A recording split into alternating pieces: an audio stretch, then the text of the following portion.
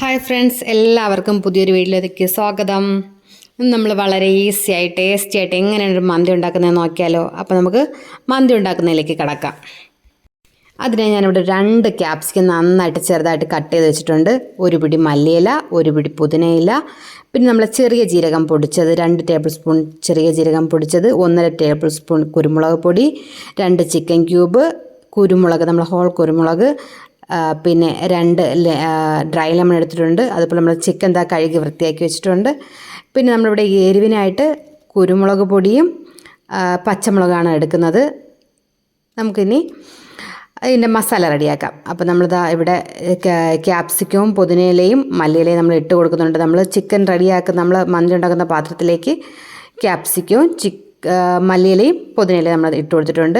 ഇതിലേക്ക് നമ്മളിവിടെ സ്പൈസസുകൾ നമ്മൾ ആഡ് ചെയ്ത് കൊടുക്കുകയാണ്. കുരുമുളകും ജീരകവും കുരുമുളക് പൊടിയും എല്ലാം നമ്മളിതിലേക്ക് ഇട്ട് കൊടുക്കുന്നുണ്ട്. ഇനി നമുക്കിതിൽ വേണമെങ്കിൽ മല്ലി വേണമെങ്കിൽ നമ്മൾ ഹോൾ മല്ലിപ്പൊടിയല്ല മല്ലി നമുക്ക് വേണമെങ്കിൽ ഇട്ട് കൊടുക്കാം. അപ്പോൾ എൻ്റെ അടുത്ത് ഇല്ലാത്തതുകൊണ്ട് ഞാൻ ചേർത്ത് കൊടുത്തിട്ടില്ല. ഇതെല്ലാം ചേർത്ത് നമുക്ക് നന്നായിട്ട് ഇതൊന്ന് മിക്സ് ചെയ്യാം. അപ്പോൾ നമ്മൾ എരിവിന് വേണ്ടിയിട്ട് വേറെ ഒന്നുമല്ല, നമ്മൾ മുളക് പൊടിയൊന്നും ചേർക്കുന്നില്ല. നമ്മളിവിടെ പച്ചമുളകാണ് ചേർത്ത് കൊടുക്കുന്നത്. ഇതെല്ലാം ചേർത്ത് നന്നായിട്ട് മിക്സ് ചെയ്യാം. ഇവിടെ നമ്മൾ ജീരകം മാറിപ്പോകരുത്. നിങ്ങൾ വലിയ ജീരകമല്ല ചെറിയ ജീരകമാണ്, എപ്പോഴും ശ്രദ്ധിച്ചോളണം. നമുക്ക് ചെറിയ ജീരകം നമ്മുടെ കയ്യിൽ പൊടി ഉണ്ടെങ്കിൽ പൊടി ചേർക്കാം, അല്ലെങ്കിൽ നമുക്ക് മിക്സിയിലിട്ടൊന്ന് പൊടിച്ച് ചേർത്താലും മതി. പിന്നെ നമുക്കിതാ ഇവിടെ ആവശ്യമുള്ളത് 1 കിലോ ചിക്കനാണ് ഞാനിവിടെ എടുത്തിട്ടുള്ളത്. 1 കിലോ ചിക്കനും ചേർത്ത് നമുക്ക് നന്നായിട്ട് ഈ മസാല നമുക്ക് ഒന്നും കൂടി നന്നായിട്ടൊന്ന് മിക്സ് ചെയ്യാം. ചിക്കൻ ക്യൂബ് നമ്മൾ നന്നായിട്ട് പൊടിച്ചിട്ട് കൊടുക്കണം. ഇവിടെ ചിക്കൻ ക്യൂബിൽ ഉപ്പുള്ളത് കൊണ്ട് നിങ്ങൾ ഉപ്പിടുന്നത് ശ്രദ്ധിച്ചിട്ട് വേണം ഇടാൻ വേണ്ടി. ഞാനിപ്പോൾ ഉപ്പൊന്നും ഇട്ട് കൊടുക്കുന്നില്ല. ഇനി നമുക്ക് ഈ മിക്സ് ചെയ്ത നമ്മളെ ചിക്കനിലേക്ക് നമുക്ക് ഇനി സൺഫ്ലവർ ഓയിൽ ഒരു 1/2 കപ്പ് സൺഫ്ലവർ ഓയിൽ ചേർത്ത് കൊടുക്കേണ്ടതായിട്ടുണ്ട്. അപ്പോൾ നമുക്ക് ഒരു 1/2 കപ്പ് സൺഫ്ലവർ ഓയിൽ കൂടെ ചേർത്ത് ഒന്നും കൂടി നന്നായിട്ട് നമുക്ക് മിക്സ് ചെയ്ത് വയ്ക്കാം. ഇനി നമുക്ക് ഇതെല്ലാം കൂടി ഒന്ന് മിക്സ് ചെയ്ത് ഒരു 1/2 മണിക്കൂർ നമുക്കിതൊന്ന് റെസ്റ്റ് ചെയ്യാൻ വയ്ക്കാം. 1/2 മണിക്കൂർ മുതൽ 1 മണിക്കൂർ വരെ വയ്ക്കാം. ആ സമയം കൊണ്ട് നമ്മൾ ഈ ചിക്കനിലേക്ക് ഈ മസാലയൊക്കെ നന്നായിട്ട് പിടിക്കും. അങ്ങനെ ഞാനിവിടെ ഫ്രിഡ്ജിൽ ഒരു 1/2 മണിക്കൂറിട്ട് ഒരു 3/4 മണിക്കൂർ വരെ ഞാൻ വെച്ചതിന് ശേഷം ഞാൻ ഇവിടെ ചിക്കൻ കുക്ക് ചെയ്യാൻ തുടങ്ങിയിട്ടുണ്ട്. ആ ഒരു പോർഷൻ വിട്ടുപോയിട്ടോ, സോറി. അടുപ്പിൽ വെക്കുന്ന ഭാഗം നിങ്ങളെ കാണിക്കാൻ വേണ്ടി വിട്ടുപോയിട്ടുണ്ട്. അപ്പോൾ നമ്മൾ ചിക്കൻ ഞാൻ ഒരു 3/4 മണിക്കൂറിന് ശേഷം 3/4 മണിക്കൂർ റെസ്റ്റ് ചെയ്യാൻ വെച്ചതിന് ശേഷം ചിക്കൻ കുക്ക് ചെയ്യാൻ വെച്ചിട്ടുണ്ട്. ഇടയ്ക്ക് ഒരു 10 മിനിറ്റ് ആകുമ്പോഴത്തേക്കും നമ്മൾ ചിക്കനൊന്ന് മറിച്ചിട്ട് കൊടുക്കണം. അപ്പോൾ ഈ മസാല കിടന്ന ചിക്കൻ നന്നായിട്ട് ഇതാവും. നേരത്തെ ഞാൻ പറഞ്ഞ ചിക്കൻ ക്യൂബ് മാത്രമേ ഞാൻ എടുത്തിട്ടുള്ളായിരുന്നുള്ളൂ. ഉപ്പ് കുറവാണ്, ഞാൻ ഉപ്പും കൂടെ ആഡ് ചെയ്ത് കൊടുത്തിട്ടുണ്ട്. നിങ്ങൾ ഉപ്പ് നോക്കിയിട്ട് ഇട്ട് കൊടുക്കുക.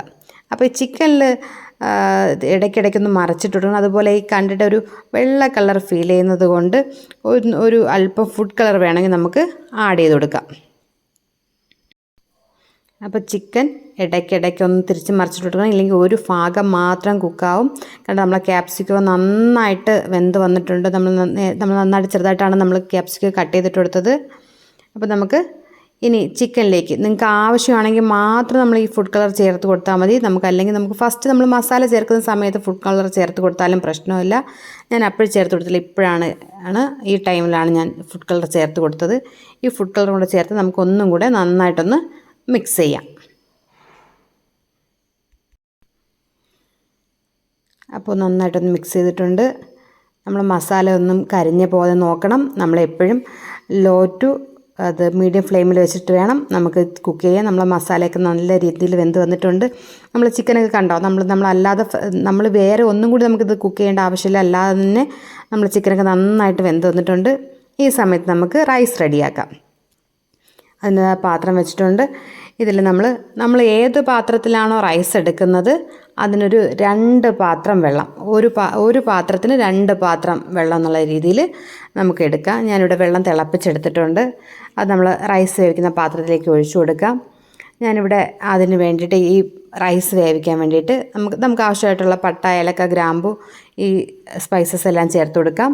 ആവശ്യത്തിന് ഉപ്പും ചേർത്ത് പിന്നെ നമുക്ക് ഈ റൈസ് ഒന്ന് ഒട്ടിപ്പിടിക്കാതിരിക്കാൻ വേണ്ടിയിട്ട് നമുക്ക് കുറച്ച് ഓയിലും കൂടി നമുക്ക് ചേർത്ത് കൊടുക്കാം. അപ്പോൾ ഉപ്പെല്ലാം പാകത്തിനാണോ എന്ന് നോക്കിക്കൊള്ളണം.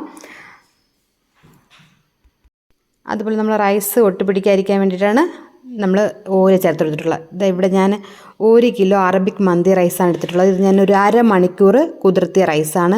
ഈ കുതിർത്തി കഴിഞ്ഞാൽ നമ്മൾ റൈസ് കഴിക്കാൻ വേണ്ടി നല്ല സോഫ്റ്റ് ആയിരിക്കും. അപ്പോൾ നമ്മൾ വെള്ളമെല്ലാം നല്ല തിളച്ച് വന്നിട്ടുണ്ട്. ഇതിലേക്ക് നമ്മൾ അരമണിക്കൂർ കുതിർത്തി വെച്ച 1 കിലോ അറബിക് മന്തി റൈസാണ് ചേർത്ത് കൊടുക്കുന്നത്.